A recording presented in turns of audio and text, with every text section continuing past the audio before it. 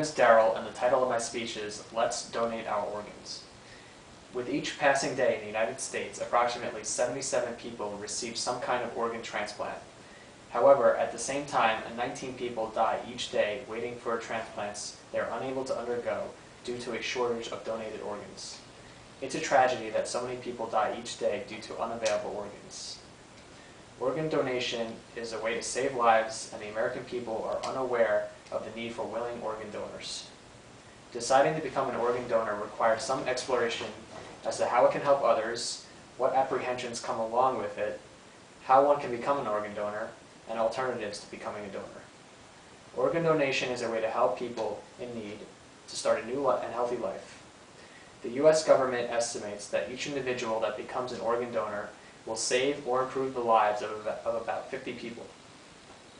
They also state that giving the gift of life may lighten the grief of the donor's own family.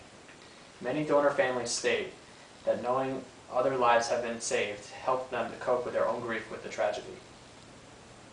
Most people are eligible to donate their organs and tissues, but there are a few criteria for people to follow. If a person is HIV positive, has an active cancer, or some type of systemic infection, they are not able to donate their organs. Age is not a factor in organ donation. Only the condition of your organs or tissues, and people under the age of 18 must have parental consent.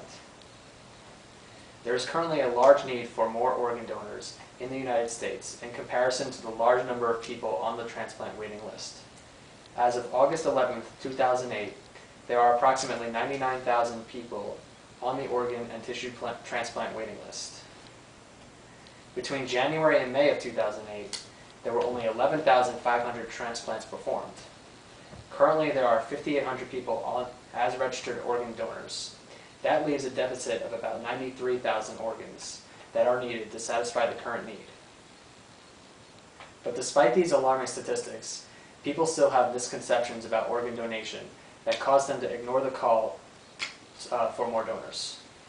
The Mayo Clinic website has identified the following common myths associated with organ donation. The first myth identified is that if they become an organ donor, doctors won't work as hard to save their lives. This is untrue. Doctors are very appreciative of their gift, and they focus on your life before taking your organs. Another myth is that organs and tissues can be taken from a donor before they are officially pronounced dead. When someone is identified as an organ donor, hospitals pronounce them dead twice before they harvest their organs. Next, if they donate their organs or tissues, they won't be able to have an open casket funeral. Doctors take care in making sure bodies of donors are presentable for funerals. There are no visible signs of donation upon death, with the exception of tissue or skin donation. Next, they feel their bodies have deteriorated too much, such as eyesight or muscles, and no one would want their organs. This is untrue because donors are tested for suitability and compatibility before their organs are harvested, and if an organ is not in good working condition, it's not used. But most likely, not all of one's organs are unusable.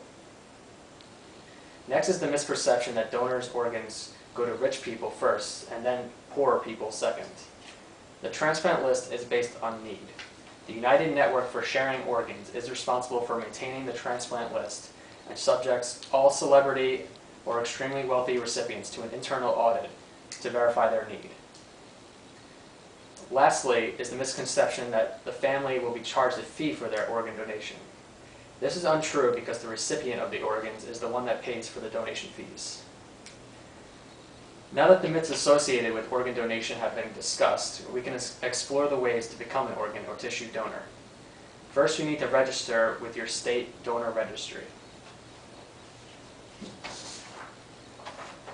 For Florida residents, you need to go to www.organdonor.gov.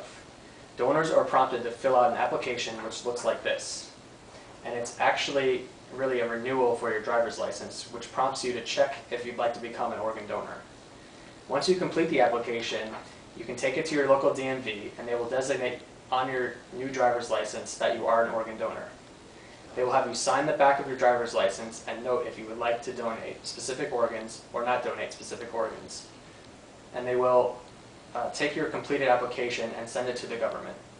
You're officially now an organ donor.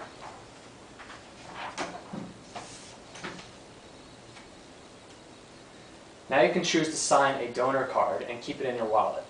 I've already given each of you an organ or tissue donor card, but here's a sample of what one looks like. You can fill this out by downloading it or ordering one from the organ donor website I just gave to you. You sign the card yourself with a witness on the back, and on the back of the card you can also specify what organs you do or do not want to donate. If you decide that organ or tissue donation is not for you, there are other ways for you to get involved with the need for more donors.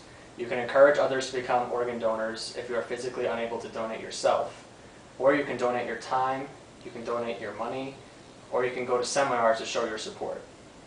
It's quite evident that organ donation is a way to save lives, and the American public is not aware of the need for organ donors.